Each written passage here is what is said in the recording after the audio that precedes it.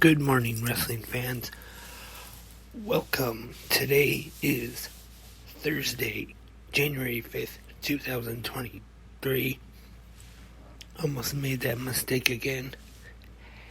And today, gonna be discussing some of my favorite matches of 2022.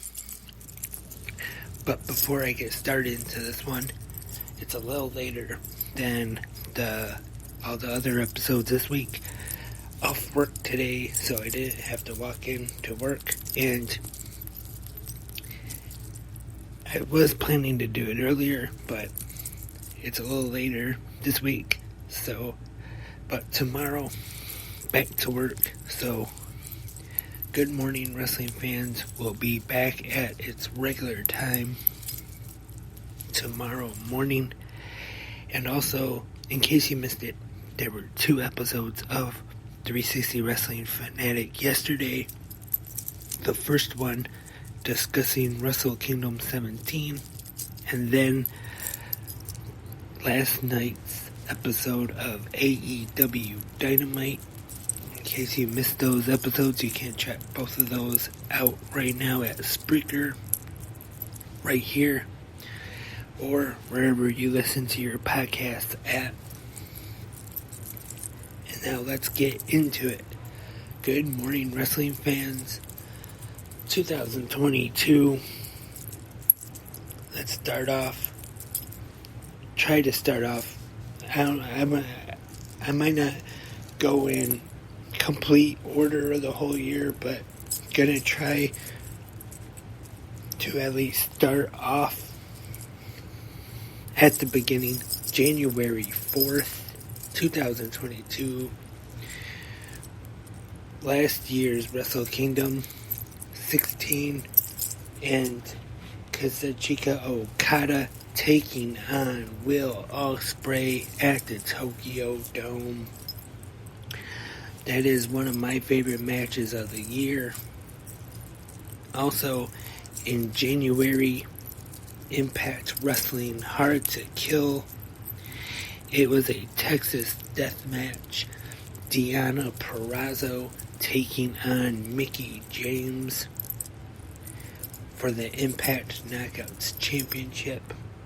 And that actually main evented the pay-per-view.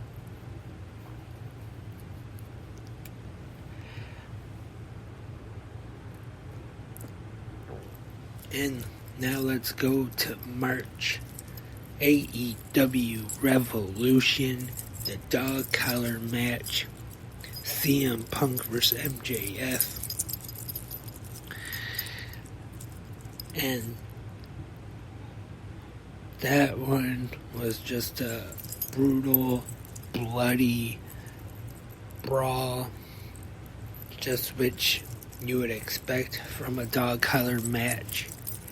And of course, it's too bad what ended up happening with CM Punk and AEW, or I'm sure now MJF as the AEW World Champion. We probably would have ended up seeing a feud with those two over the championship. Obviously now that is not going to happen. Also at Revolution, Bryan Danielson and Jon Moxley had a very good match. And to go back a little bit to January again, actually, from AEW Dynamite, Hangman Adam Page and Bryan Danielson from January 5th ended up going 60 minutes. And even had judges in this one. Those two had a great match. And WrestleMania 38, Bianca Belair and Becky Lynch.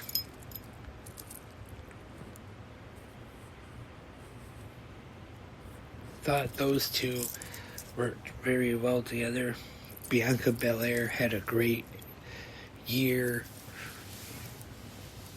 Becky Lynch had an injury at one time, but ended up coming back.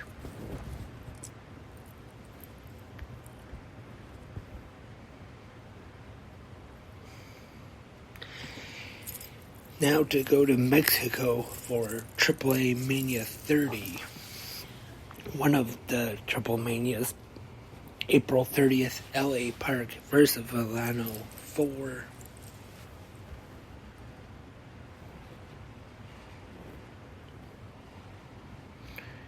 Which was a part of that tournament where at the end of the year there was an unmasking.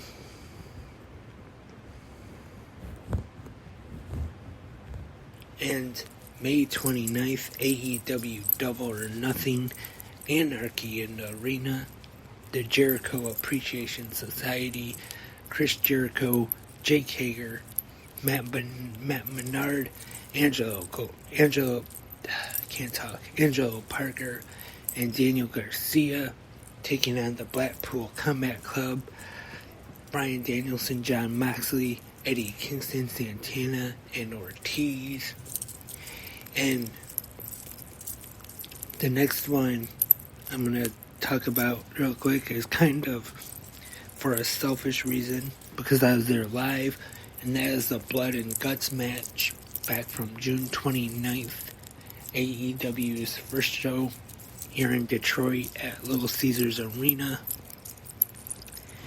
And that was just a great night. I know I have heard some people say that they were there live and they didn't care for how the cage looked and it was too hard to pay attention.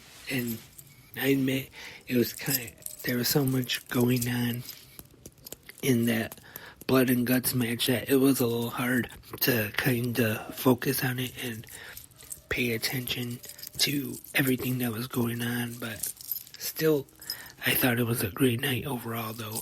I enjoyed myself.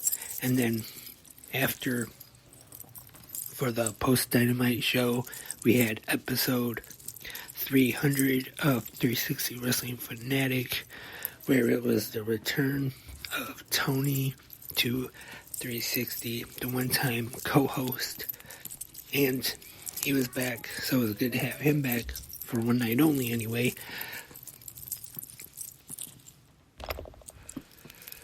And September 3rd, WWE had Clash at the Castle in Wales, and there was a match on the show that definitely surprised me of how good it was, and that was Sheamus and Gunther for the Intercontinental Championship. And like I said, these two had a great match, and especially Sheamus, even though he lost this one, he looked great in this match. And like I said at the time, this was probably the best Sheamus match I have seen in a long time. I just really enjoyed this match. They told a great story. It was just laid out great. And Gunther getting the win.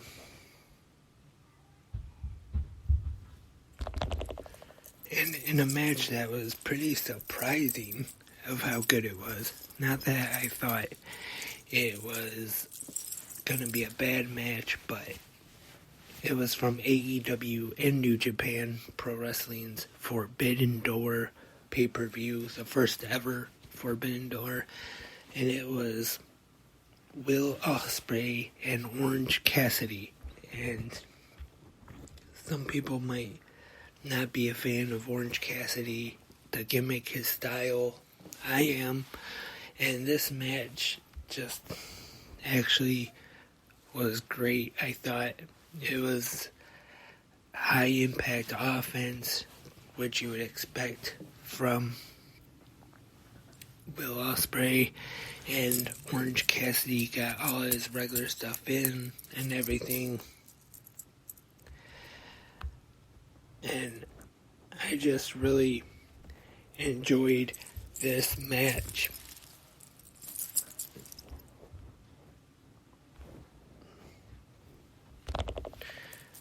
Cody Rhodes returned to WWE this year to take on Seth Rollins at WWE Hell in a Cell. And at first, I admit, I wasn't the biggest fan of Cody leaving AEW. But then this match, though, of course, the injury that took place the days prior to the show, and then when he revealed the injury, the way it looked, his arm, his chest, is just brutal. And then had Rollins work it, jab it with the kendo stick, and I think this match has got to be on the list somewhere. I wouldn't necessarily say this was the best match of the year, but the performance of Cody Rhodes, though, put that one over. And I don't know where on the list exactly I would put it as best matches of the year, but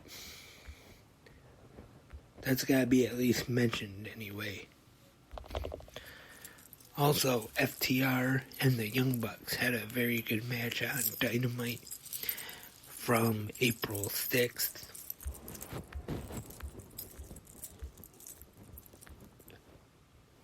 Of course, FTR would go on to hold multiple tag team championships that year.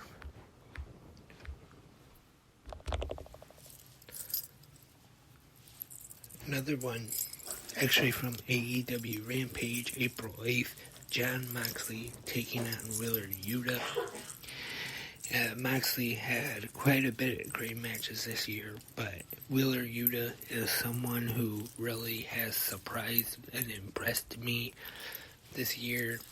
He has really improved, joining up with the Blackpool Combat Club. That has definitely helped his career in AEW, and especially with William Regal there, who is now gone from AEW, but I guess they're somewhat still together anyway, kind of, I guess.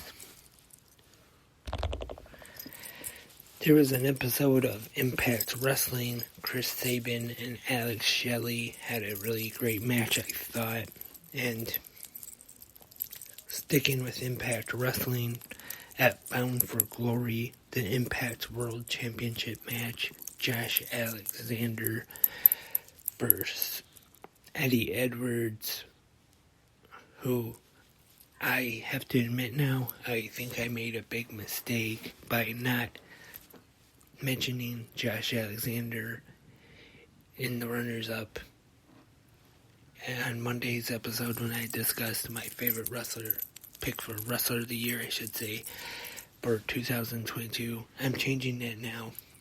Definitely a runner-up in that category. Josh Alexander had a great year in Impact Wrestling, and this match with Eddie Edwards was a fantastic match. And speaking of Eddie Edwards, speaking of Josh Alexander, he's in the next match I'm going to talk about real quick. This one happened later in the year, just a little, maybe a few weeks or so ago. On Impact Wrestling, almost an hour, Josh Alexander and Speedball Mike Bailey. I have talked about it on the podcast recently. Fantastic match between these two great wrestlers, and in case you have not seen it, like I've been saying on the podcast, you definitely need to check this match out. You definitely will not regret it. And Impact Wrestling ended up posting the full match unedited all the way through on their YouTube channel, Impact Wrestling. Do yourself a favor and check that match out. And one last one. Okada and Will Ospreay again from the G1 Climax Finals, which allowed Okada to earn the title shot at Wrestle Kingdom. And that was just some of my picks of my favorite matches for 2022. I may have missed some and forgot some, left some out, unfortunately, but those were some of my favorite ones for during the year. And tomorrow, I'm on Good Morning Wrestling Fans. I'm not quite sure which best of topic is going to be tomorrow, so just have to stay tuned. I'll have to think about that, what I'm going to discuss tomorrow morning. But that's it for today's Good Morning Wrestling Fans. Thank you very much. Remember, stay tuned, because I'm not prepared like a good podcast host is. I don't know when I'm going to do 360 Wrestling Fanatic, so that's why you gotta stay tuned. And thank you very much for tuning in. Have a great day, and keep watching pro wrestling.